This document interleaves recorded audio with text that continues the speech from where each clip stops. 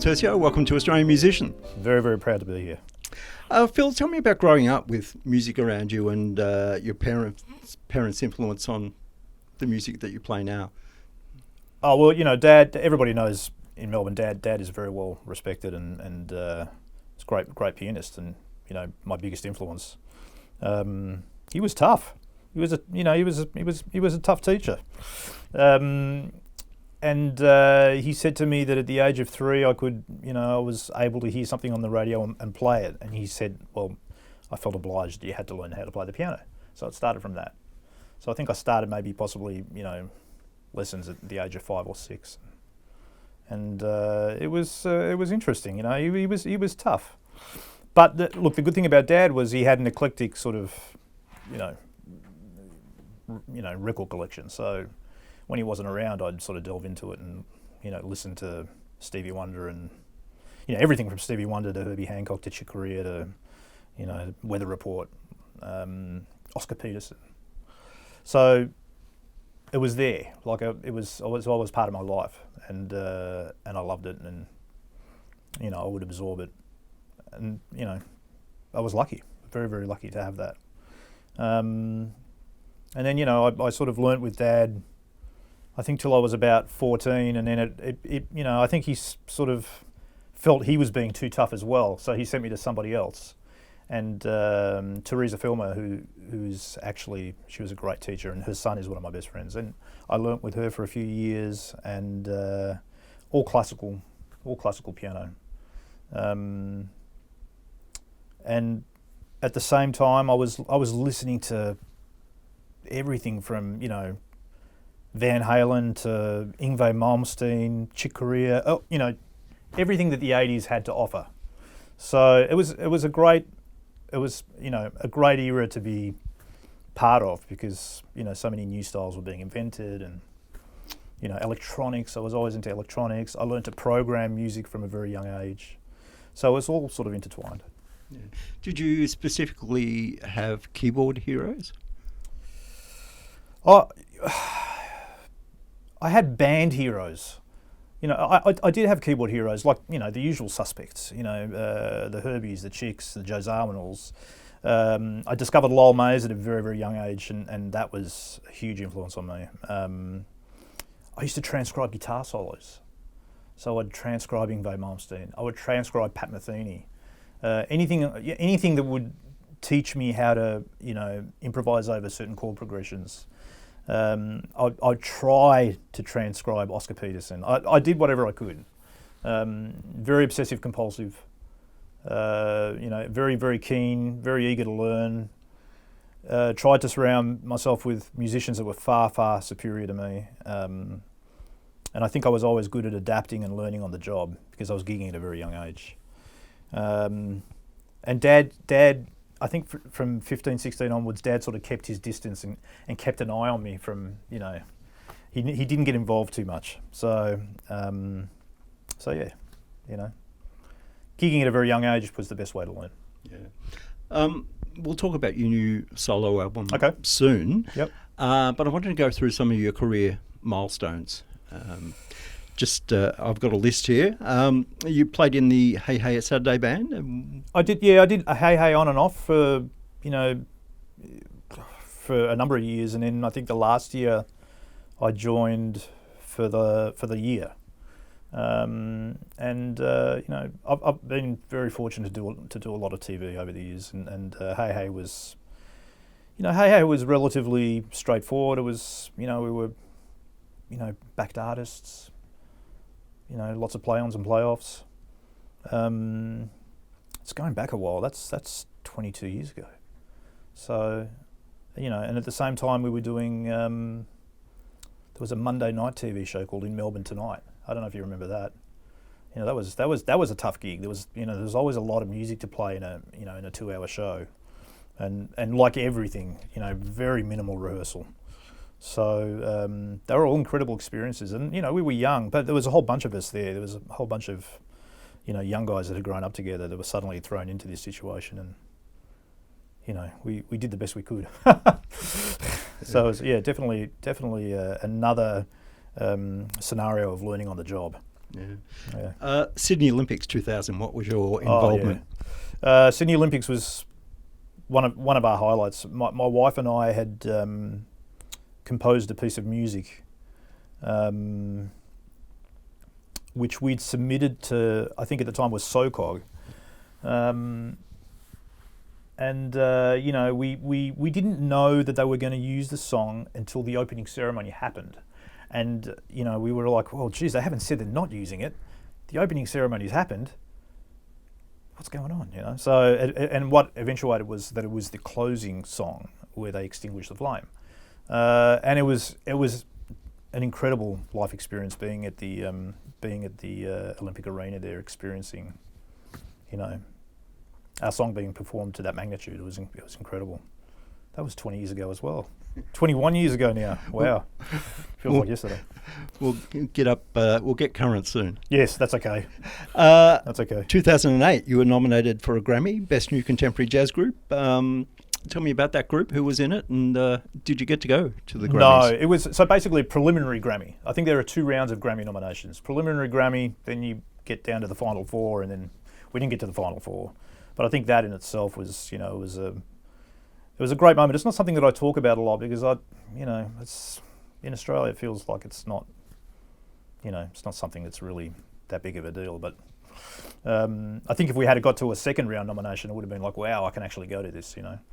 I was part of Hemispheres, which was a group formed by Rick Fiorabracci, who's an incredible LA bass player, and we met in 2000 because Virgil had booked him to do an On the Verge tour with us. And we immediately connected, we became great friends, and we started writing together, and that led me to go over there and play with, several guys and record with several guys, and I, for 10 years I was back and forth, recording and doing some performances. We really need to do another album. In fact, we were in the middle of doing, another project, but I think COVID's left a lot of people sort of nervous, and, so things are a little on hold at the moment. But it will happen. Rick is responsible for that, and a great friend and a great mentor as well. Very experienced, incredible musician. And that happened in 2008.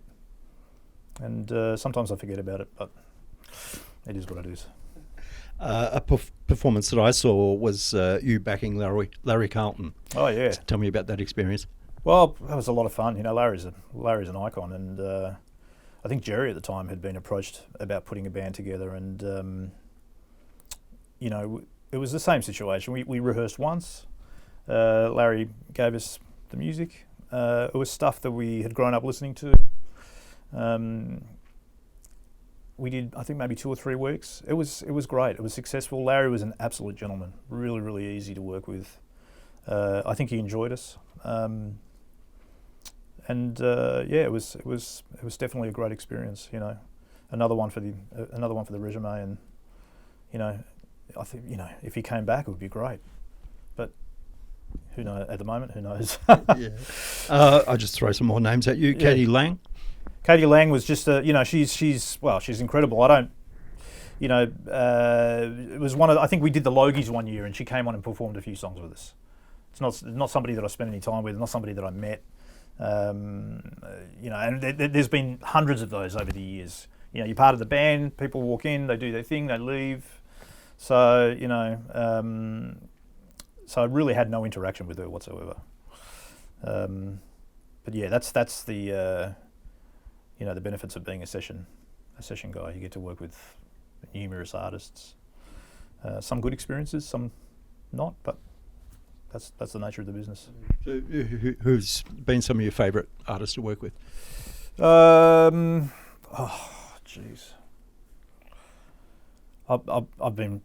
there's so many. I worked with Guy closely, sort of mid 2000s, late 2000s, writing, producing, and touring, and that he's a gentleman, and that was always a lot of fun, and we still do work together every now and then. I got to tour with Farnham and Olivia Newton John, but this is going back 20 years ago as well, and they were both fantastic. Olivia was an absolute sweetheart. Richard Marx was fantastic. Richard was great. Same situation. We did a couple of rehearsals. Thrown into a 3-week tour. We were prepared. It was great. I think he liked us. You know, there's so many. There's so many. You know. One of the projects that a lot of musos talk about is the band Damage, with Jerry and Craig Newman on bass and Brett Garsed. Some pretty complex music. Any chance we might hear more of that band one day? Well, we always talk about it, and look, you know, I love those guys. They're family to me, and I think at the time I said to Jerry, I said, we need to do something that involves, you know, us being productive musically and you know, with a bunch of guys that are close friends. It's a band of no egos, no, you know, like it's like throwing your best friends together and playing music. We never saw it as complicated. It definitely challenged. I mean, look, all music is complicated to some degree, but it wasn't about that. It was more about camaraderie and going out and just playing. And I think we haven't done a gig not in that situation for probably 10 years. And I think possibly the reason for that is time goes quicker the older you get. You know, to think that was 10 years ago is pretty scary. And look, in the back of my mind, I'd love to do something again in that nature. You know, in the back of my mind, I've got a lot of things I'd like to do in that nature. But with the current state of the world, I think we need to just wait and see what happens. It's you know, the thing is to do something like that involves a lot of homework. So to ask anyone, you know, people say to me, Phil, when are you putting your band together for your album? And it's like, well, in the back of my head, it's there, but to ask anybody to take on that sort of material to learn, it's a lot to take on, especially when life gets in the way. So if I ask a bunch of guys now to learn it, in 3 months we're locked down again, it feels wrong. So everything's timed. Yeah. And at the moment it's, you know, it's a bit of a waiting game. So yeah.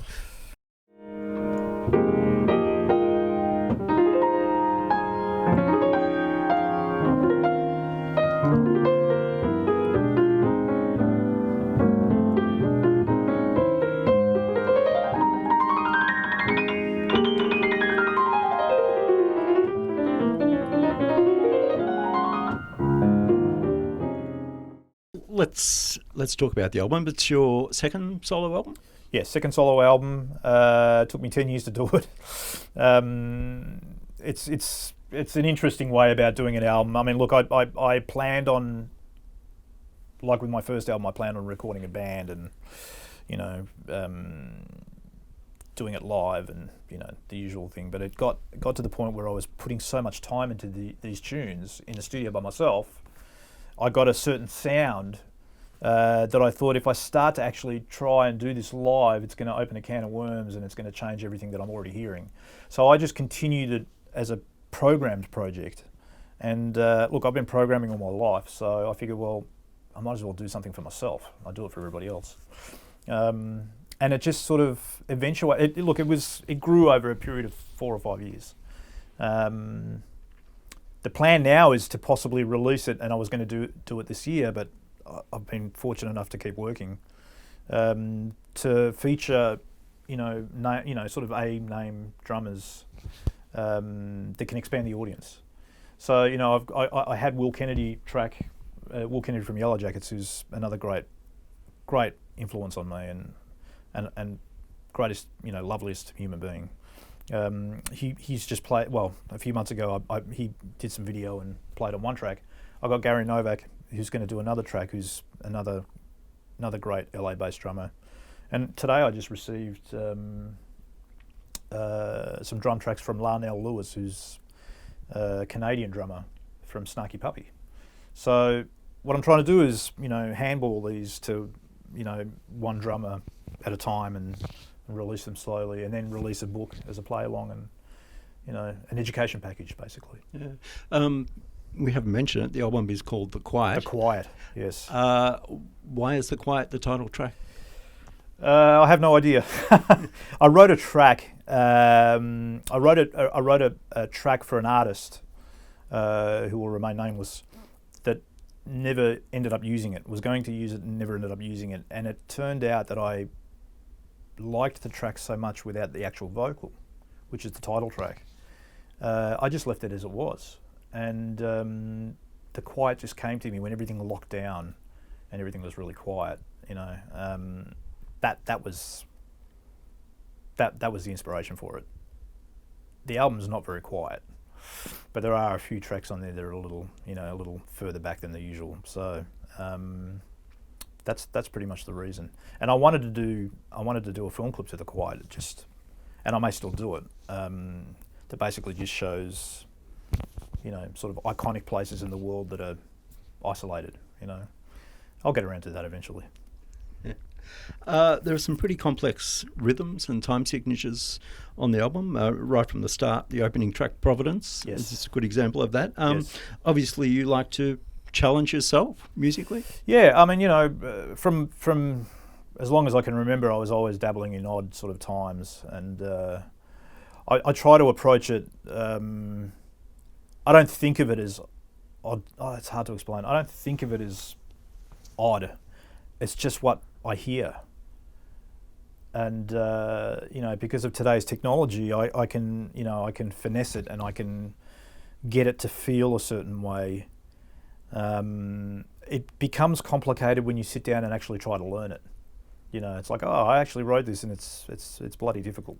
So I've been relearning the material with a young guitar player friend of mine, and both of us laugh. It's like, this is actually quite difficult, It's interesting to hear other people's perspective on it, because when I listen to it, it doesn't sound complicated to me. I've tried to give it a certain depth. I've tried to give it a certain musicality, which some odd time music can be sort of, sort of narrowed down to, well, it's just too complicated. So with this project, I was trying to make it a little bit more accessible. I don't know whether I achieved that, but in my head, when I listen to it, it doesn't sound complicated. But one of my favourite tracks is the final track, Grateful. Oh yeah. Who does the vocal on that one? That's Grace Baker. She's very young. I do a lot of artist development here, so I get a lot of kids coming to me to record, and I that at the moment is my main focus, is to develop young artists, to make sure they're protected from the industry, because it can be interesting, especially for young people that haven't been part of it. And she spent a year with me. We just wrote tunes, and I helped her record vocals, and she was perfect for that track. She's great. I haven't spoken to her for ages, but she's great, really, really good. And she wrote the lyric for that. So it ended up on the album. I'd love to do an album featuring all different kinds of vocalists. That's in the back of my mind as well.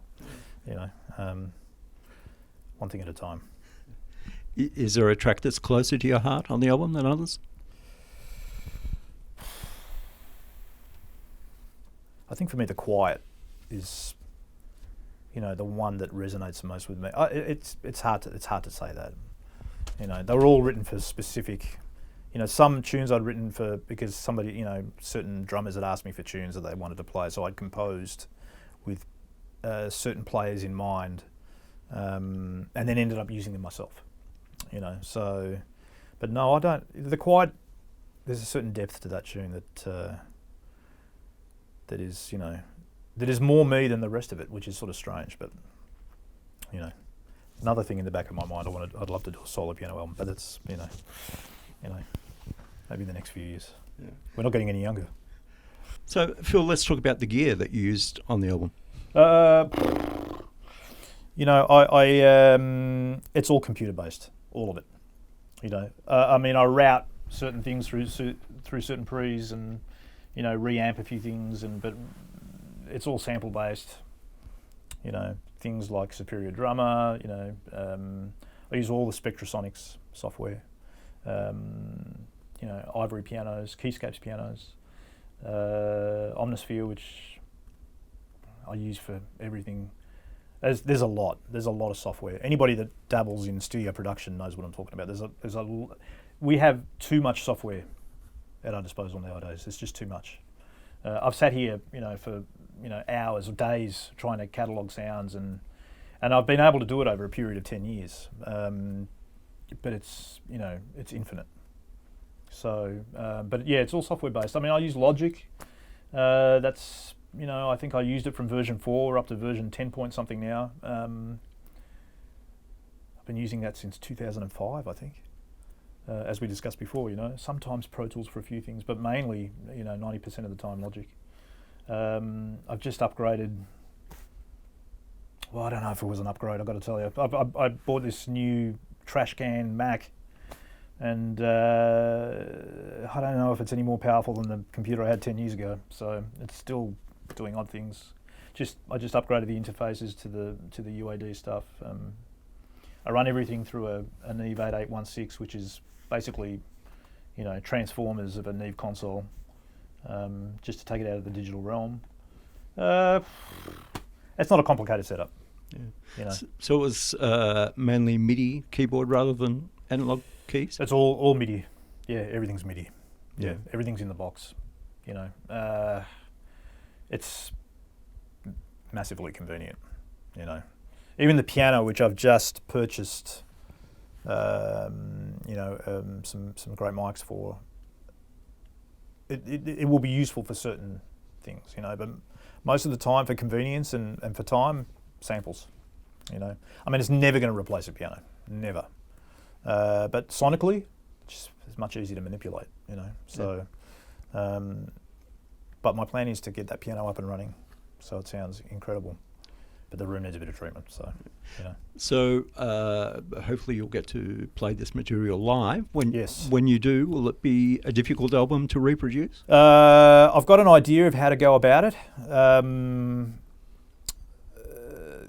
Yes.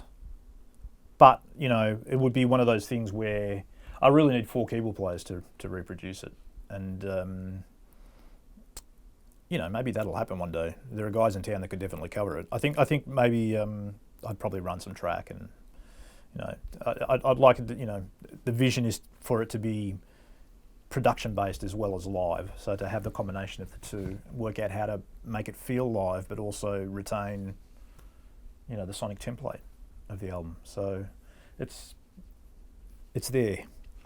Yet again, when we know what's going on in the state of the world, we'll It's a big project to take on. Yeah. For quite a while now, you've been making a living as a producer. Yes. One of the artists you've been working with is Tony Bennett's daughter. Is that right? I worked with her about 2 years ago. She stayed here for a week and a half. We wrote a bunch of tunes. We keep in touch. She's obviously back in LA. She just had a kid 2 years ago. So, I would like to think that one day we can get that finished. She was a sweetheart. Very, we're sort of in the genre of very laid back Norah Jones, hints of sort of Americana, and we experimented with a few things. She was great. We did some shows together too, which were a little bit more traditional. Antonia is her name? Antonia, yeah, she's great. One day. Yeah. Some other artists you've been working with? At the moment, I'm sort of part of a team with Jack Jones and Reggie Bowman. We've been doing a lot of stuff for Jack. He's recorded, through lockdown, he recorded a heap of material. So he has got an incredible studio. He lives 3 hours away, so he would just send me stuff and, do this, mix it, or, Reggie's doing mainly the mixing, but, I would just contribute keyboard parts and, a single that he released a month ago, I think it's called Are You OK? I was lucky to produce that one and co-write that with the guys, and that's, beautiful song. So yeah, Jack and I are very close. We unfortunately, because of what's going on at the moment, it's, a few things are on hold, but we try to do the best we can with what we've got, and that's great, I'm producing a lot of young artists, that yet to be discovered. I've got about 5 or 6 regulars at the moment who are great, and they're all great kids, very mature, a lot of talent. I just do what I can to make sure that they're on the right path. Yeah. I don't know what the right path is, to tell you the truth, but honesty, I think, is the first key. So, yeah. So, what are you most proud of in your music career? Surviving. I went into this to just survive. I had no I get that question a lot. Oh, you've had a great career. It's like, oh, well, I never used the word career. It was just surviving. I left home young. There was no plan. I think I'm just like that in general. It was always about, can I pay the rent this week, and am I the best that I can be? I mean, I'm still learning. I'm still practicing. I'm still, trying to reconnect with my instrument. But yeah, surviving. That I think, if you can do that as a young musician, if you can diversify to some degree and make a living out of music alone, that for me is success. And I was also very, very stubborn as a kid. I just wasn't interested in anything else. So I refused to be, even teaching for me I just didn't have the patience for it. So I thought I've got to make a living from playing, which was, where I started. And then the production sort of came as the years went on. I mean, look, I've got to be honest with you. I gigged so much between the ages of 17 and 30 that I think by the time I got close to 30, I'd burnt myself out. And then, I think after Hey Hey It's Saturday came along and then the Olympics, I realised that, I could probably slowly make a reputation as a producer, and I started to dabble in that. And, I had some great little things happen, like, I mean, as silly as it sounds, the best earning project I had was a 30-second TV show theme that was on air 5 mornings a week. Nobody told me. I just did it. They paid me, and suddenly, every 6 months there was a royalty. So you just don't know, So I dabbled in a lot of things, but it was always music. Nowadays, for the last 4 or 5 years, I've really sort of focused on this. I think playing for me, I want to get back into it next year. We've all had a bit of time off, obviously, but for me, more so mentally, I'd like to do something next year that is just original and stick to that, So yeah, survival, definitely surviving, That's about it, really. Well, The Quiet is out now. It is. Phil Turcio, thanks for your time. Pleasure. Thanks for having me.